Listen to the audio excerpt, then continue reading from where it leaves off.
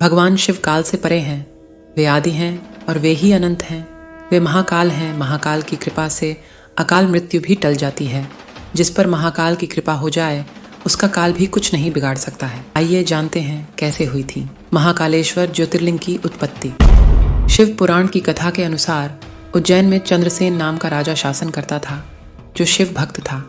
भगवान शिव के गणों में से एक मणिभद्र से उसकी मित्रता थी। एक दिन मणिभद्र ने राजा को एक अमूल्य चिंतामणि प्रदान की, जिसको धारण करने से चंद्रसेन का प्रभुत्व बढ़ने लगा। यश और कीर्ति दूर दूर तक फैलने लगी। दूसरे राज्यों के राजाओं में उस मणि को पाने की लालसा जाग उठी और कुछ राजाओं ने चंद्रसेन पर हमला कर दिया। राजा चंद्रसेन वहां से भागकर महाकाल की शरण में आ गया और उनकी तपस्या में लीन हो गया। कुछ समय बाद वहां पर एक विधवा गोपी अपने 5 साल के बेटे के साथ वहां पहुंची। बालक राजा को शिव भक्ति में लीन देखकर प्रेरित हुआ और वह भी शिवलिंग की पूजा करने लगा। बालक शिव आराधना में इतना लीन हो गया कि उसे माँ की आवाज सुनाई नहीं दे रही थी। उसकी माँ उसे भोजन के लिए बार बार आवाज लगा रही थी।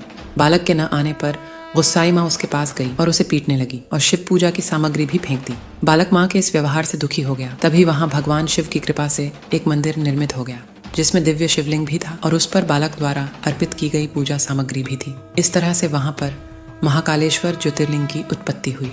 इस घटना से उस बालक की माँ भी आश्चर्यचकित रह गई। जब राजा चंद्रसेन को इस बात की सूचना मिली तो वह भी महाकालेश्वर ज्योतिर्लिंग के दर्शन करने पहुंच गया और जो राजा मणि के लिए चंद्रसेन पर हमला कर रहे थे, वे युद्ध का मार्ग छोड़कर महाकाल की शरण में आ गए। इस घटना के बाद से ही भगवान महाकाल उज्जैन में वास करते हैं। जिस प्रकार से काशी के राजा बाबा विश्वनाथ है, वैसे ही उज्जैन के राजा महाकाल हैं। महाकालेश्वर मंदिर में रोज शिवलिंग की भस्म आरती होती है। शिव पुराण के अनुसार भस्म सृष्टि का सार है।